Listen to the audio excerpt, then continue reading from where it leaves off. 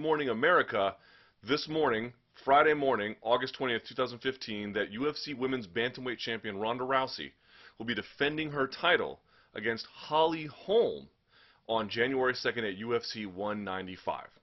The issue here is why Holm got the nod. Not that she was undeserving necessarily, but something a little bit more specific. At the last UFC on Fox event, Miesha Tate was promised publicly by UFC President Dana White after she got past Jessica Eye that she was next in line for Ronda Rousey. Ronda Rousey, UFC 190, getting past Bethe Correia. That was basically the setup and what everyone had thought was going to be the next chapter in both of those fighters' careers. Now, we all know that Tate had already fought Rousey twice, so there's a bit of history there, maybe a little bit too much history, but casual interest was high in Tate. Casual interest, of course, is extremely high in Ronda Rousey. There were a lot of reasons to make that fight, and again, it was publicly promised.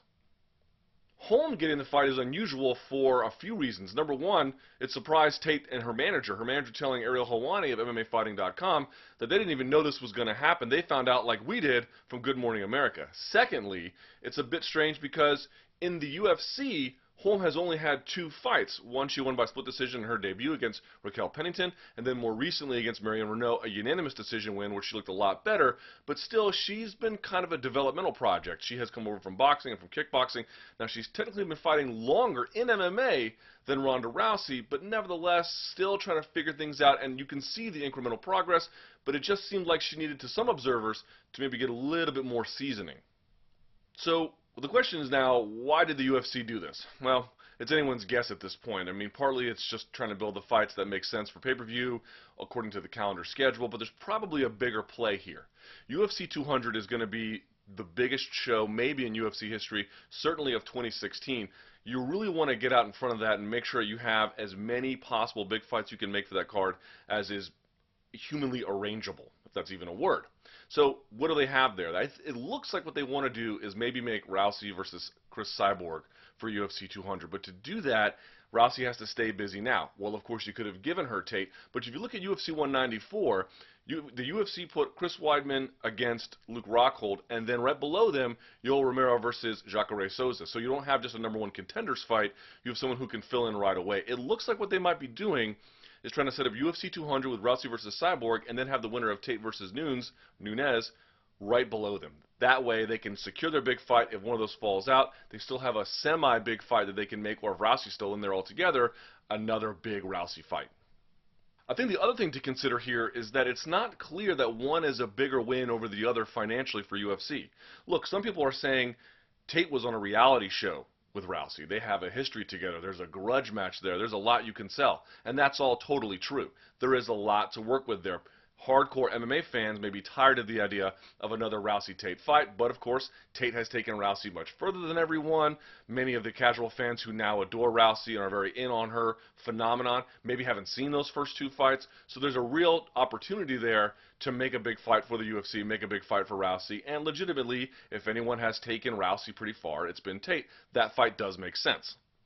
And sure, the arguments about Holm also stand that yes, she's had 2 fights in the UFC, and yes, maybe one was close, and she's getting better, and maybe she's not quite ready yet. But the fact of the matter is, while also a grudge match, no one really knew who Bethe Correia was. Part of the genius of what had happened there was A, Rousey's a huge star, but B, and yes, there was a grudge match, but more importantly, it was that they were able to sell her resume. Remember, they had sold her as undefeated Brazilian and had many of these wins by TKO or stoppage, and that she had incredible power. Whether or not those things were actually true, they did work from a salesmanship angle. If you can do that with Bethe Correia, it stands to reason you can do that with Holm, arguably the best striker in the division, arguably the best striker maybe in the UFC in terms of the resume she has from competitive striking. Maybe that's an issue of her matriculating and bringing those skills over, but the point being is there's a real easy resume to sell there. The best women's fighter alive versus the best boxer in MMA, certainly the best boxer in women's MMA, and those two colliding in the normal weight class. So look, I'm not here to say that if you wanted to see Tate that you don't have a right to feel differently about this. I'm not here to say that if you wanted to see Holm wait a little bit that you're wrong. I think all these arguments hold a little bit of weight. But based on the calendar needs, what the UFC has in store for themselves for UFC 200 based on the fact that it's not quite true that everyone in the division below Rousey is interchangeable. Hierarchy does matter. Amanda Nunes has a role to play here. Miesha Tate has a role to play here. What you've achieved in the division counts. But from a salesmanship angle, it's not clear that one really does matter over the other, at least right now, with as hot a phenomenon as Ronda Rousey is.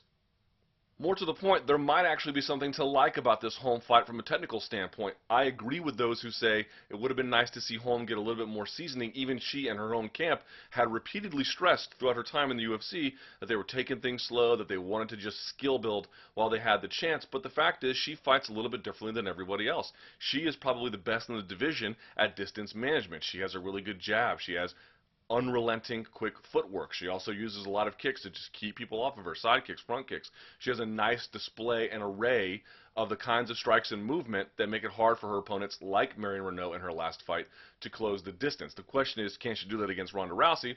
Of course, we're going to see the odds makers don't really favor her chances, but there's at least something there to think about in terms of, does Ronda Rousey have this blitzing style where it's a liability, or does she have a blitzing style that can overcome even someone as seasoned and as capable as Holly Holm?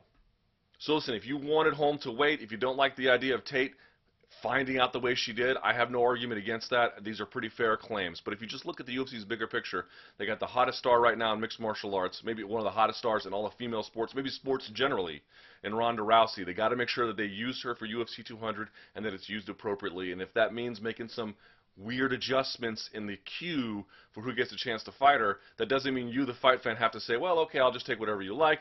But you also have to understand maybe the UFC's reasoning on this. Holly Holm fights Ronda Rousey January 2nd, UFC 195 main event at the MGM